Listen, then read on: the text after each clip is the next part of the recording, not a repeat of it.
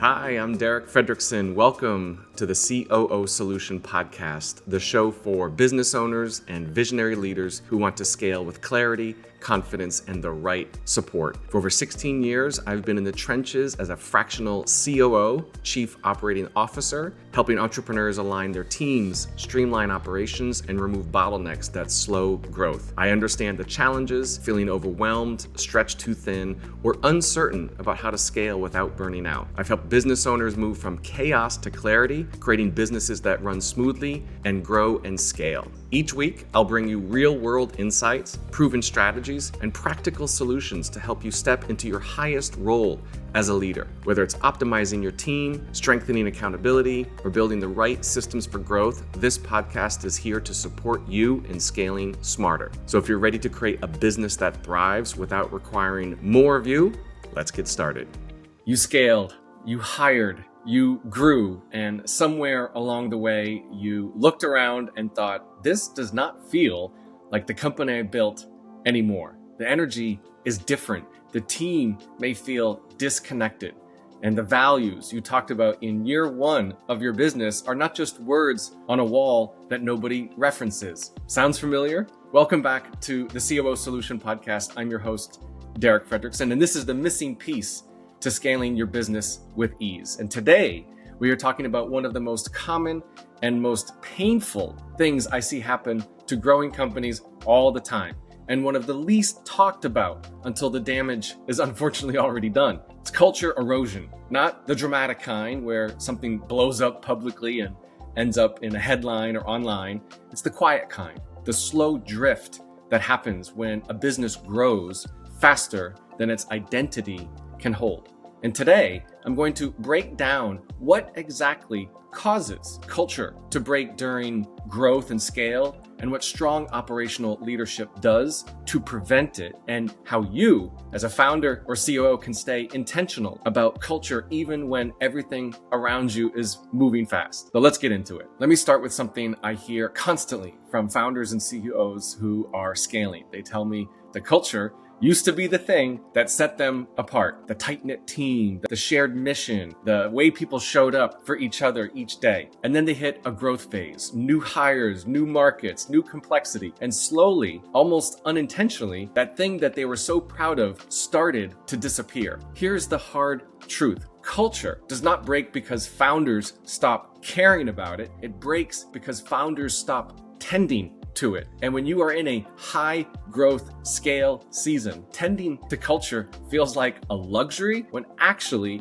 it's a necessity. And the companies that scale successfully, that double their team and keep their identity, that enter new markets and still feel like the same organization, are the ones that treat culture as an operational discipline, not just a feeling. They build systems around it. They hire for it. They hold leadership accountable to it. And most importantly, they put someone in place who owns it alongside the CEO. That is exactly where a COO or Chief Operating Officer or a really strong second in command becomes one of the most important culture assets a company has. Because the founder cannot be everywhere, but the right operator can make sure that the culture travels even when the founder does not. So today I want to give you the framework for how that actually works, not the theory, the practice. Now, before we talk about how to protect culture, we need to understand why it breaks down in the first place, because if you do not know what is causing the drift, you cannot stop it. Reason number one, you hire for speed instead of fit.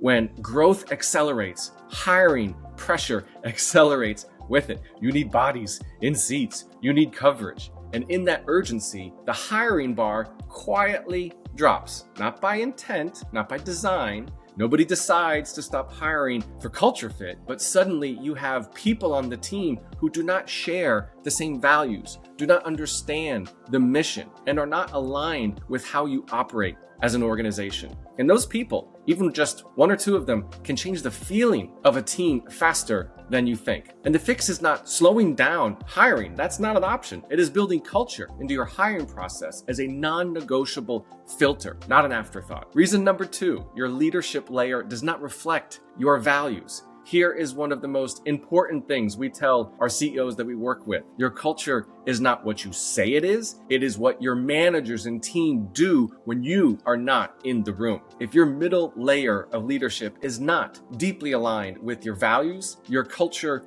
will break at that layer, and the people below them will feel it immediately. This is one of the most critical roles a COO plays. The operator who sits between the CEO and the team is responsible for making sure the values cascade, that they do not stop at the executive level, but actually live in how decisions get made, how people get developed, and how accountability gets applied at every level of the organization. Reason 3, you stop talking about culture because you assume everybody already knows it. In the early days, culture is explicit. You talk about it constantly because you are building it in real time. But as the company grows and scales, CEOs often stop talking about it, assuming that it's understood, assuming it is embedded in the organization. And what about those new people that are joining? They never got the full story. They never heard the why behind the values. So they're piecing things together from a culture perspective, from what they observe, which may not be the culture that you intended. So culture has to be communicated continuously, not just established once. It is not a founding document. It is a living and breathing conversation.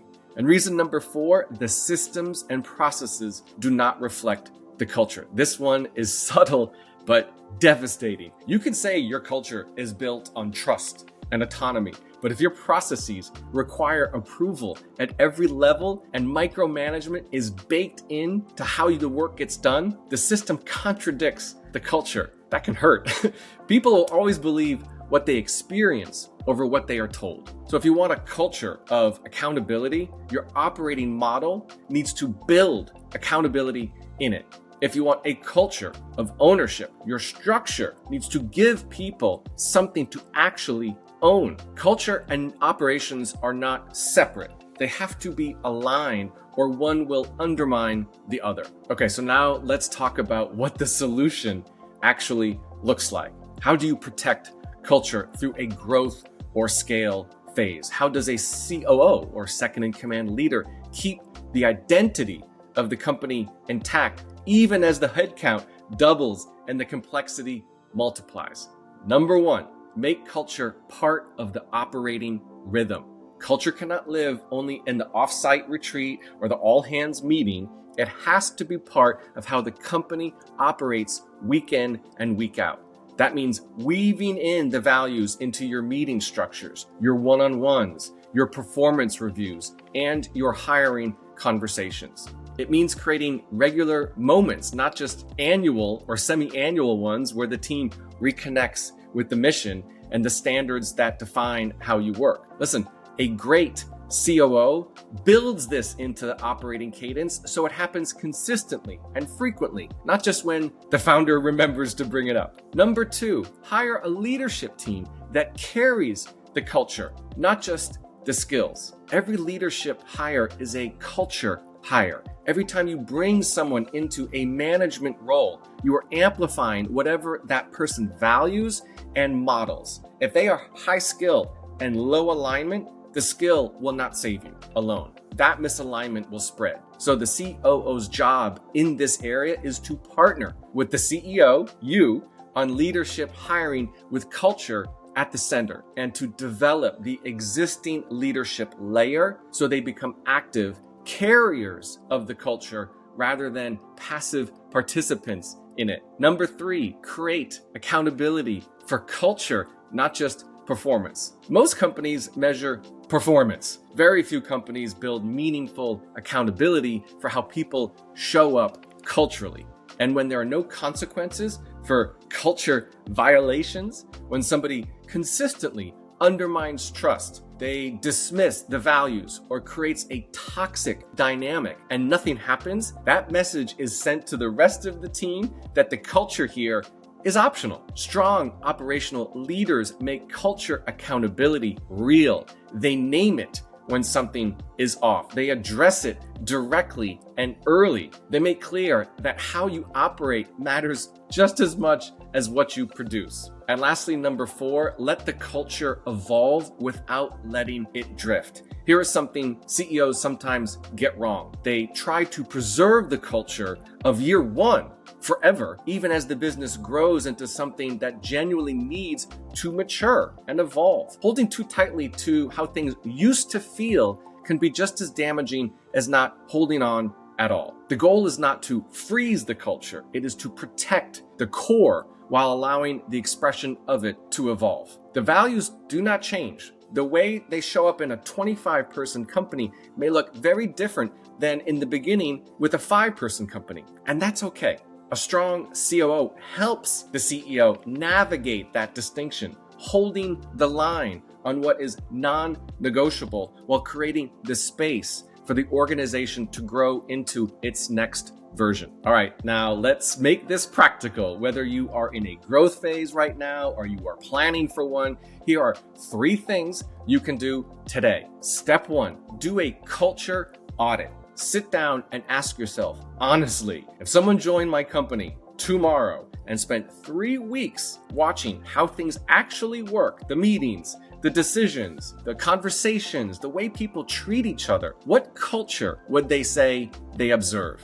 Is it the one that you intended? Where's the gap? That gap is where the work is. Step 2, look at your leadership layer. Identify the 2 or 3 people in your organization who have the most daily influence on your team. Are they actively carrying your culture? Are they modeling the values? Are they the kind of leaders you want your team to emulate? If not, that is your most urgent culture problem, and it is not solved by a values poster. It is solved by development, accountability, or sometimes a hard conversation. And lastly, step 3, build one culture moment into your operating rhythm this week. It does not have to be big and elaborate. It could be starting your next team meeting by recognizing someone who demonstrated a core value of the organization. It could be asking your leadership team how the culture is showing up in their departments. It could be revisiting your core values in a one-on-one with a key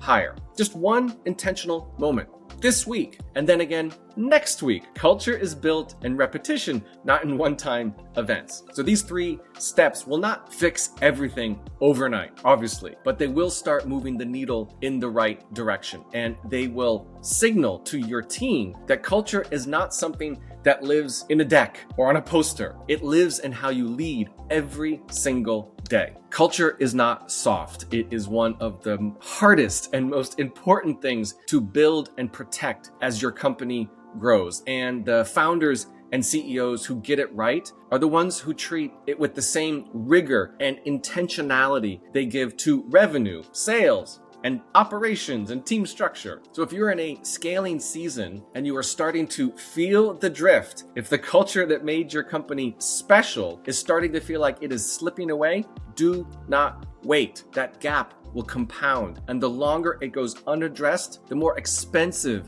it becomes to close. Listen, if today's episode gave you something useful, go ahead and hit subscribe where you're listening or watching to this podcast so you never miss a future episode. And listen, if you know a founder or CEO who is in a growth phase and starting to worry about their culture, share this with them. It might be exactly the lesson and conversation they needed to hear. You can also take our free quiz if you are wondering whether your business has the operational foundation it needs to scale without losing what makes it great. Take my free quiz at COOsolution.com. Just 5 minutes and you will have a clearer picture of where to focus. And I would love to hear what is coming up for you after today's episode. Are you in the middle of a scaling phase? Are you feeling the culture drift? Send me a message on LinkedIn or reach out at COOsolution.com. and let's talk about it. That's a wrap on today's episode. Thank you for listening. I'll see you next time at the COO Solution Podcast.